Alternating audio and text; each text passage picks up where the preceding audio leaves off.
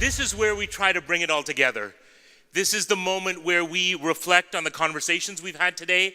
And of course, there's been many strands of conversation. The incredible conversations in this room and sparked by the ideas on the stage. The conversations we had outside in the coffee houses as you dealt with difficult, provocative, and contentious issues. But also the conversations that you've been having in the corridors, over lunch, over coffee, exploring the ideas that we've explored today. And to help us explore what's next and what today's conversations have meant, we have a number of amazing individuals who are going to get us started, who are going to kind of take us that step forward, and then we're going to open the floor to you. And Joseph, I wonder if we could come to you with some sense of what you heard today that was vital and that was important. Es ist öfter gesagt worden an diesem Tag, dass wir über Flüchtlinge reden, aber nicht mit ihnen. Was mich in der Früh von Anfang an besonders beeindruckt hat, war was Georgios, der Bürgermeister von Athen, erzählt hat. Nämlich, dass er vor der Not steht, Überzeugungsarbeit bei der Bevölkerung zu leisten, dass Brücken gebaut werden müssen, Dialoge geführt werden müssen mit den Flüchtlingen, dass man griechische Menschen mit den Flüchtlingen zusammenbringen will und muss. Und das ist immer wieder zur Sprache gekommen, dieser Dialog, diese Brücken, die Notwendigkeit. Und ich frage mich, ob eine solche Veranstaltung, die ja fortgesetzt werden soll, nicht auch einen pragmatischen zweiten Weg integrieren sollte, in dem Beispiele von Brückenbauen erzählt werden, in dem Möglichkeiten, also erfolgreiche Beispiele von Inklusion dargestellt werden, in dem Menschen, die in der Praxis vor dieser Not stehen, auch einen gewissen Hinweis bekommen, was möglich ist, in dem Städte, in denen das besser funktioniert, verglichen werden mit Städten, in denen es gar nicht funktioniert und die Gründe dafür aufgespürt werden, warum es nicht funktioniert. Es wurde auch gesagt, dass Flüchtlinge vor allem in den Städten landen und nicht in den Dörfern. Andererseits weiß ich aus eigener Erfahrung, dass in den wenigen Dörfern und kleinen Communities, die bereit sind, Flüchtlinge zu nehmen, das Gespräch mit den Flüchtlingen wesentlich besser funktioniert als in den Städten, wo die Flüchtlinge meistens irgendwo an Stadtränder oder in Kasernen oder sonst wo abgeschoben werden und gleichsam kein Dialog mit ihnen stattfindet. Ich glaube, das ist ein entscheidender Punkt und ich denke, ich rege an, dass diese pragmatische Linie bei diesen Gesprächen weiterentwickelt wird, damit es nicht nur ein Gespräch über die Lage ist, sondern auch Beispiele, die nützlich sein könnten, zur Sprache kommen. Coral is an activist who's worked on the ground with migrant, immigrant, refugee populations. And Coral, you had some observations today about the conversations that not only happened in this room, but in the coffee house around language, discomfort, and awareness. I wonder if you could bring us up to speed with some of that. So my point is, as all of us we are aware, I guess since 2015 we have been hearing a lot and talking a lot about refugee. But actually the question will be who is talking with them, who is talking to them. Because it's easy to talk about them, but probably what they really need is that someone is talking directly to them. So as it has been said here also this morning, I really think that a good beginning and a nice beginning to this real social inclusion will be to start to involve the refugee in our conversations, because if we really want that they get involved in our societies, we need them also to talk about what's happening and to talk directly to them. Yeah, well, of course I agree that the politics are very important and the pragmatical action. But I also think that the language is very important, and we have to reflect upon our own language, because that then influences our actions as well. And I'm extremely grateful to you, Adrienne and John, and all the co-workers for setting this up. For listening to you speaking in English, I think that's also, the language, the different languages that we have, the words we use and the differences we have. I'm just extremely grateful for the dictionary you did, and I've been reflecting on how we used it, how we didn't use it on the stage. I noticed that the people from Germany, like Naika, but also I think Ezra this morning, they still mention the word integration a lot, and being integrated, as that is the term that we mostly use in Germany. And I will really take up from this day to study the dictionary very closely and thoroughly, and work on from there in German pen, because our profession is the language. And I love this integration, the definition. It denies happy human complexity. And I'm just grateful for the happy human complexity we had today. And of course then the action, taking this to building the bridges, then of course it leads to there. Regula, thank you. And it brings us back to this idea of how much does language influence the very way in which we do the including, and how do we develop our mechanisms of inclusion if our language isn't right? And how would it develop differently if our language is right? I know growth happens from population growth. And we are driven by economic growth, but also by creative growth and other kinds of growth. And our populations are not growing except by the movement of people. And so if we can recognize that through policy, that growth is a good thing, and that if growth comes from the movement of people across borders, that's a good thing. And if our policy is that growth is a good thing, then we don't have a migrant or an immigration crisis. We have an immigration opportunity, and that's a good thing. So the opportunity for us to actually grow and excel comes from the new people who come to our country. But what is kind of missing, and what I feel people here are kind of longing for, and which I hear today, is the dimension of the other one-to-one. That I look into your eyes, if I am German and you are from somewhere else, and I see that you are a human being like me. And that is the dimension that needs to be cultivated in order to overcome the fear, the odd situations of people not understanding anything about each other.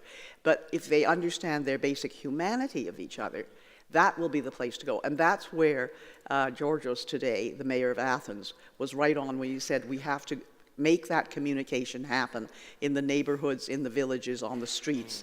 And that's where it happens in a place, when we're at our best in Canada, that is where it happens. So, I mean, Adrienne, I'm hearing three really powerful things. One is modeling inclusivity in our political leadership. The second thing I'm hearing is echoing, I think, what Joseph and Coral both talked about, which is people need to be involved in the mechanisms of welcome and of bridge building and inclusion. And then this final idea about being open, and almost like what Marty was saying, pivoting the fear, allowing ourselves through reflexivity and interaction with others to be transformed and to be open to transformation. We're looked after all the time.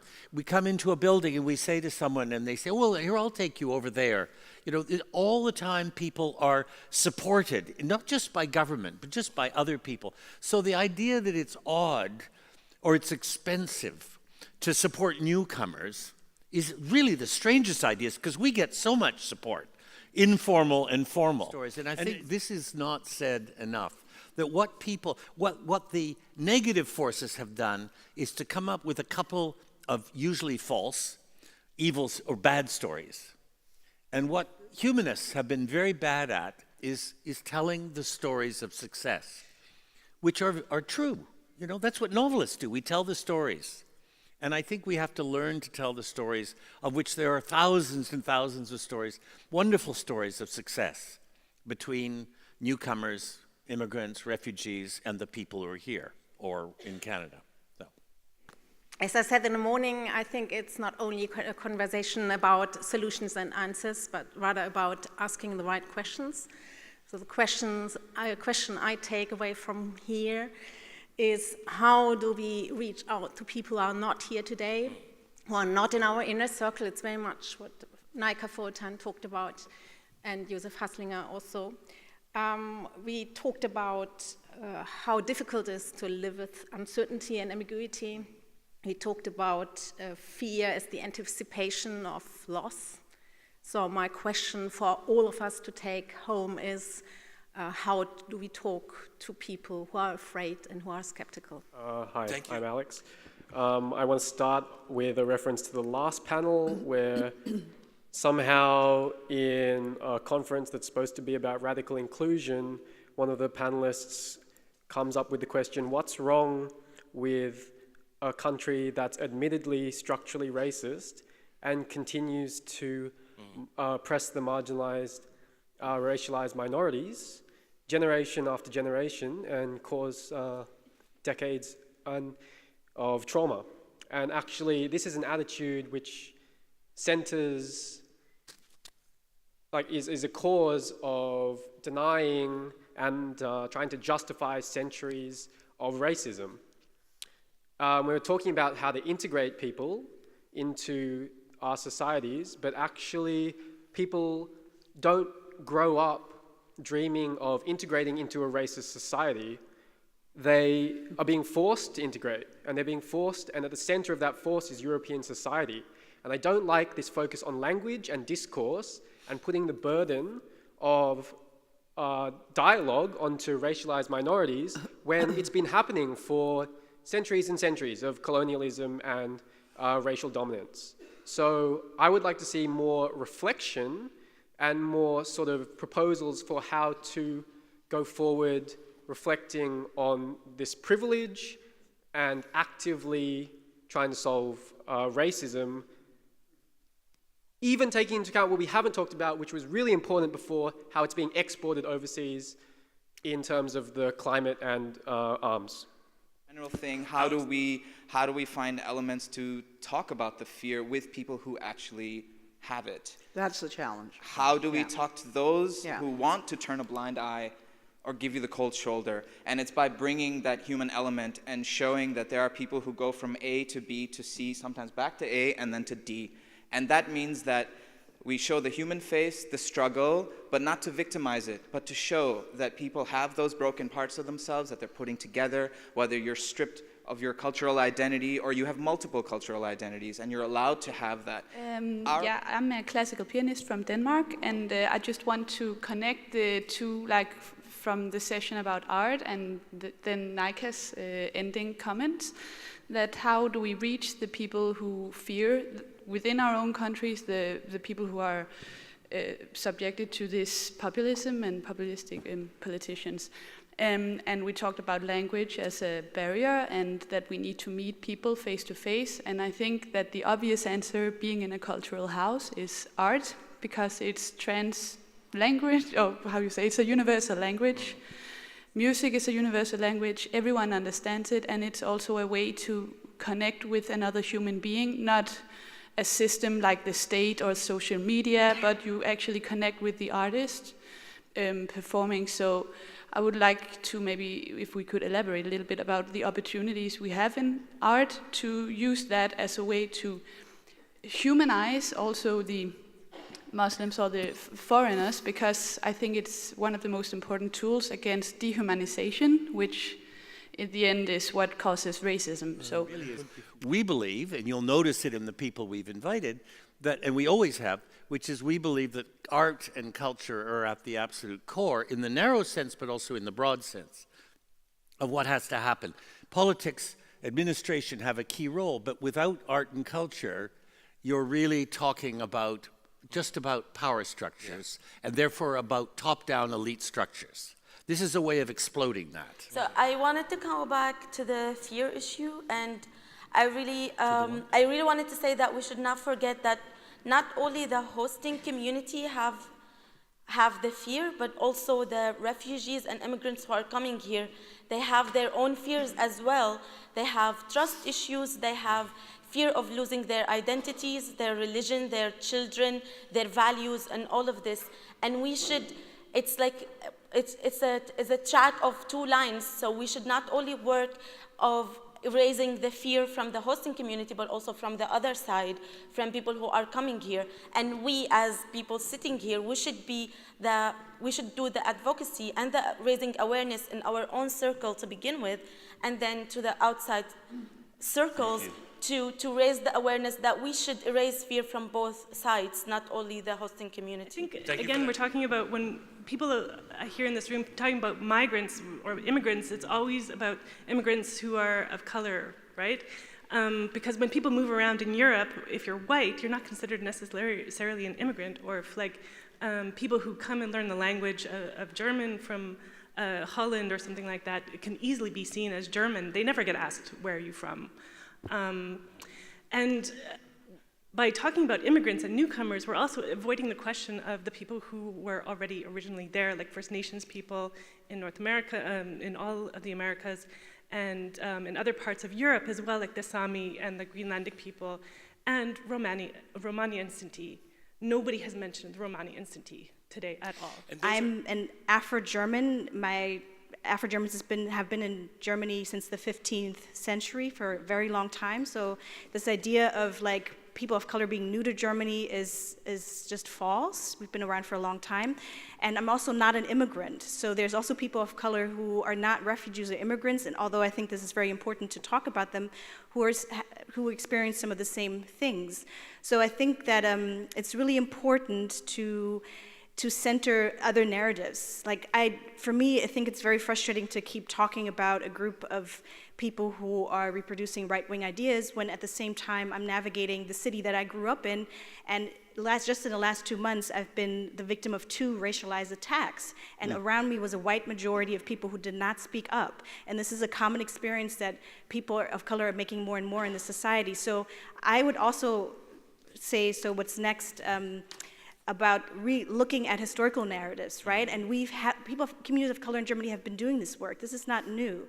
The Afro-German community has been organizing for 40 years politically, have been reframing what it means to be German. Other communities of color, we have been around at least 20 years. We've even introduced this term to people of color in the German context, right? And have told different stories, and these stories are out there. So I just would urge us to really think restructure our ideas about history also, of how have we come to the place that we are. We still have a very distorted image of that.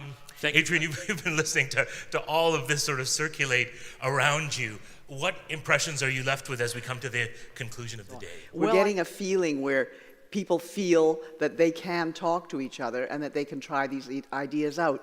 And of course, always the question comes up, why are we all basically of like minds in this room? How can we not get to the people who are the hate-filled, fear-filled ones, etc.? And I think we have to think about that, because we do have to engage. We have to engage with people who have different ideas and different concepts or different ways of development and so on. I'm willing to have the discussion about whether art or economics creates a country, that sort of thing. But I'm not willing to engage in a debate with hate-filled people who are not willing to actually listen to any arguments that make any sense. I don't see the point of giving a forum to people who come and throw hate at you and ignorance. I've never seen that. I don't, people can hate you or not hate you, but if they just throw ignorance around, there is no point. You can only answer the once to that sort of thing. A final quick comment from you, John, as you've been hearing this rich debate all day. Where do you want to leave us? So first of all, I want to do what's interesting is, what we're going through, people have gone through before. I'm a Vico follower, Gramsci follower. Things go in waves. But that doesn't mean you have to be passive. It just means this is a very strange moment. On the one hand, we're plunging very deep into very bad things. We don't know how deep it will go. And to some extent, we can affect that wave through our actions. But there's no question that historically, you can see where we're going. I started writing about where we're going in '93, saying we're going back to racism. We're going back to the worst kind of populism. It's happening. We have to figure out how we can modify the wave. And this can be done. There are stories in history where people have actually modified waves and stopped it from going to the bottom. And there are moments, as we all know in all of our countries, when people sat back. So I think there's an enormous amount of work to do, and we're already doing it in Canada. We're going out into communities and talking to people and trying to change the public debate. And I think if we can help anywhere, and we want to make Germany our hub in Europe. Maybe we can help shape the debate with you, with Germans and new arrivals, refugees, immigrants, people coming, because people have come from all over Europe for this today, and from Iceland. Where are the Icelanders? There. Thank you, Iceland. and from Canada and the States. If we can figure out how to have an effect on the debate, we'll have done a great job. Yeah. This is people think, what are you going to do? Well, I'll tell you, if we can affect the debate, we will have done something astonishing at a time when there is this drive down into darkness. And that's our job, to stop that plunge into darkness by putting forward something which people will want to join in with. I think what we've heard is an incredible call to action, and we're in a room full of change makers, leaders, cultural producers, the vanguard of this movement for compassion, empathy, citizenship, and a better future. Thank you to all of you for being here today. A round of applause for each and every one of you who gave of yourselves today to be here and to be part of this conversation.